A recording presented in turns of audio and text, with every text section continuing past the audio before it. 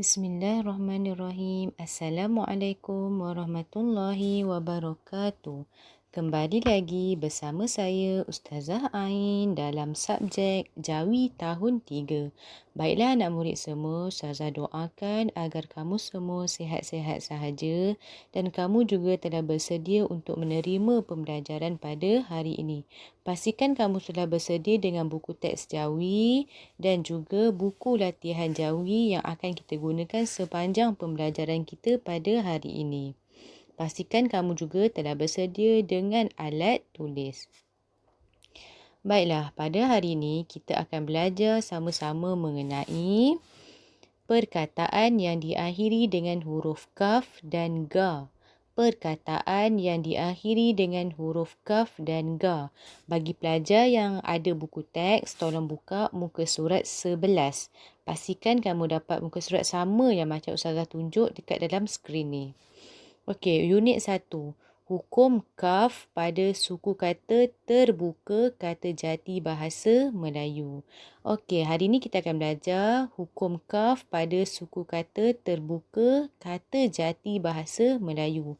Kalau kamu ingat, minggu lepas kita dah belajar tentang padanan huruf qaf dan huruf kaf. Ingat lagi tak? Padanan huruf qaf dan huruf kaf. Bila masa kita perlu gunakan huruf qaf dan bila masa kita perlu gunakan huruf kaf.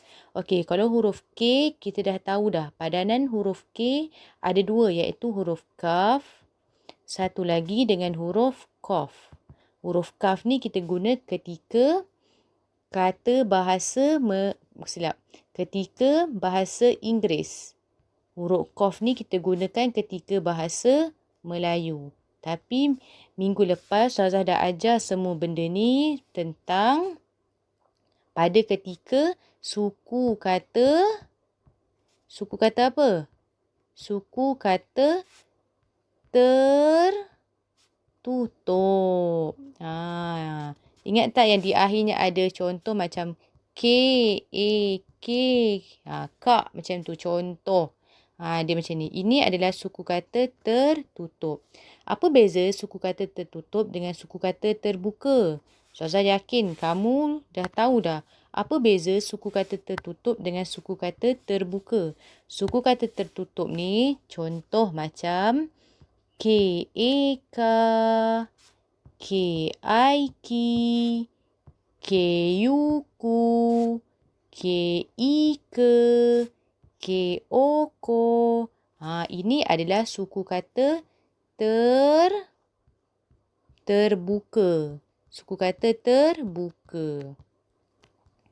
Suku kata terbuka ni dia mengandungi dua saja huruf. Dan di akhirnya mestilah huruf vokal. Kalau kamu perasan kat sini. Dekat akhir huruf ni itu adalah huruf vokal. Ini adalah suku kata terbuka. Kalau suku kata tertutup, dia macam ni. K, A, K. Ini Ustazah buat huruf K sahajalah. Sebenarnya boleh je huruf T ke, huruf B ke. Tapi sebab hari ni kita nak belajar tentang hukum kaf, jadi Ustazah akan fokuskan kepada huruf K sahaja. Ini adalah suku kata tertutup. Suku kata tertutup ni di akhirnya mesti huruf konsonan. Huruf konsonan. Okey, dapat antara perbezaan antara suku kata terbuka dengan suku kata tertutup. Okey, kamu kena mahir dulu suku kata terbuka dengan suku kata tertutup ni supaya kamu senang nak tukarkan dia dalam ejaan Jawi. Okey.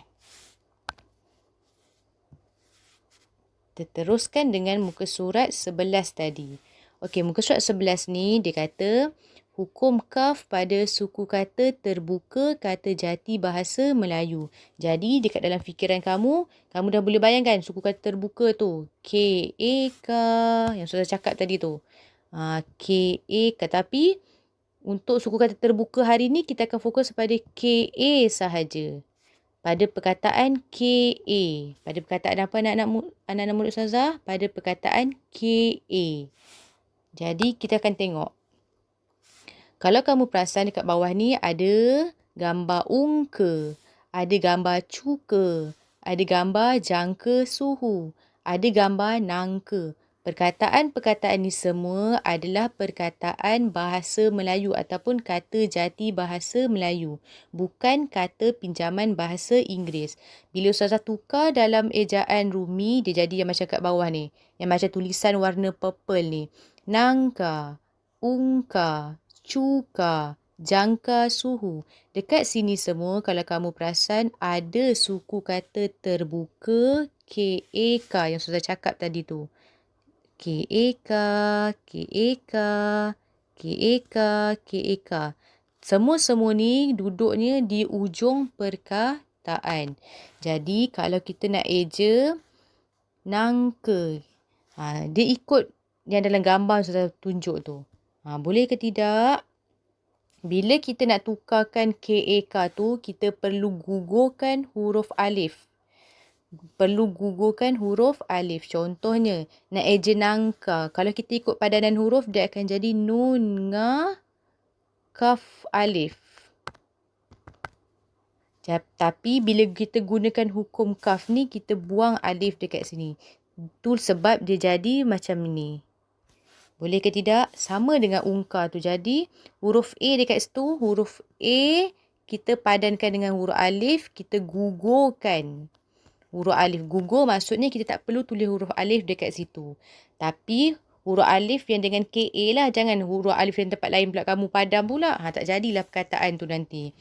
Okey, boleh tak? Okey, mungkin sekarang kamu tak faham lagi. Tak apa, kita teruskan dengan contoh yang seterusnya. Mungkin contoh yang seterusnya kamu akan lebih nampak. Okey. Untuk siapa yang ada buku teks, boleh terus kepada muka surat 15. Dekat sini dah bagi tahu. Tahukah anda, sebut bersama-sama dengan Ustazah, tahukah anda syarat huruf alif gugur pada suku kata terbuka KA ialah 1. Perkataan itu kata jati Melayu. Yang kedua, bunyi KA terletak di akhir perkataan. Maka huruf A perlu dipotong pada ejaan KA sebelum dijawikan. Macam yang contoh Ustazah buat tadi.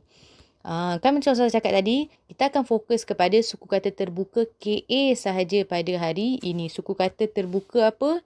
KA sahaja pada hari ini. Lepas tu, perkataan itu mesti kata jati bahasa Melayu. Semua yang kita belajar hari ni, semuanya kata jati bahasa Melayu. Tiada satu pun perkataan pinjaman bahasa Inggeris. Bunyi KA terletak di akhir perkataan. Contoh saya bagi tu semua macam nangka, yang tadi yang saya bagi contoh ungka, cuka. KA tu terletak di akhir perkataan. Jadi huruf A perlu dipotong pada ejaan KA sebelum dijawikan. Bermaksud A di sini kita pangkah, jadi K kat situ kita tinggalkan, kita tukar menjadi huruf kaf sahaja. Boleh ke tidak? Okey, kamu tengok perkataan yang dekat bawah ni. Ustazah ada buat 2 kategori perkataan kat bawah ni. Satu yang berwarna hitam, satu lagi berwarna biru. Warna hitam ni ada KAK, warna biru pun ada KAK. Tetapi kedudukan KAK warna hitam ni di akhir perkataan di sini. Nampak tak? Tangan yang Ustazah buat ni. Ni pun sama dekat akhir. Ni pun sama dekat akhir. Ni pun dekat akhir. Tapi untuk perkataan kaduk dengan kari, KA dia di awal perkataan. Di awal perkataan. Jadi kalau dekat awal perkataan kita perlu gugur tak huruf A tu? Tak perlu gugurkan huruf A. Kita ambil huruf A. Ada huruf A. Kalau dekat akhir, kita pangkah A tu. Maksudnya kita tak nak buat A tu. Kita tak payah tukarkan huruf A menjadi huruf alif. Jadi kita eja sama-sama untuk pusaka. Pa, waw, sin, alif, kaf. Bukan kaf, alif. Salah. Kalau cempaka. Okey, semua eja sama-sama dengan Ustazah. Ca, mim, pa, alif. Kaf, alif ke kaf? Ya, pandai. Kaf sahaja. Cempaka. Okey, contoh perkataan buka. Macam mana nak eja buka? Ba, waw, kaf. Bukannya kaf alif sebab kita dah pangkah dekat A tu. Jadi kita gugurkan huruf A. Rangka. Ra, alif, nga, kaf. Rangka. Okey, untuk kaduk dengan kari. Okey, kaduk dengan kari ni tidak menepati syarat yang kita baca tadi. Jadi kita eja saja seperti biasa. Kaf, alif, dal, waw, qaf. Kari. Kaf, alif, ra, ya, ri. Kari.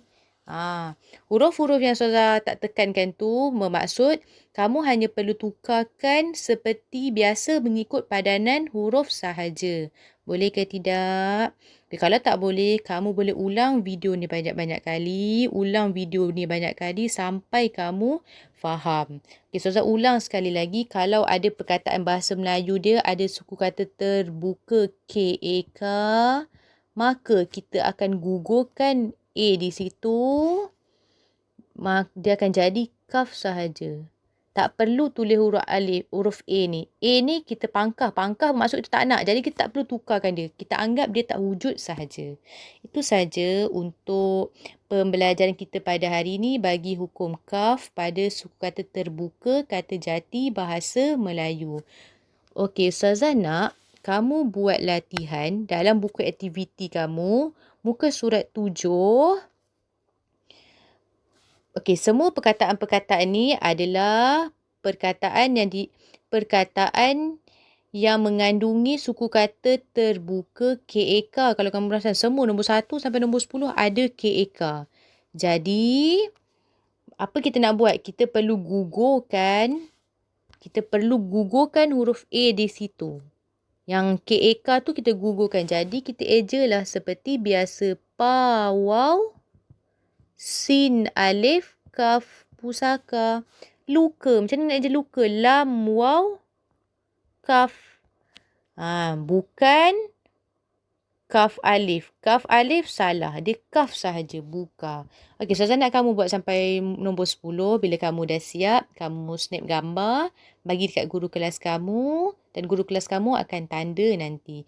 Itu sahaja untuk pembelajaran kita pada hari ini. InsyaAllah kita akan berjumpa lagi untuk perkataan yang diakhiri dengan huruf ga pula. Itu sahaja. Assalamualaikum warahmatullahi wabarakatuh.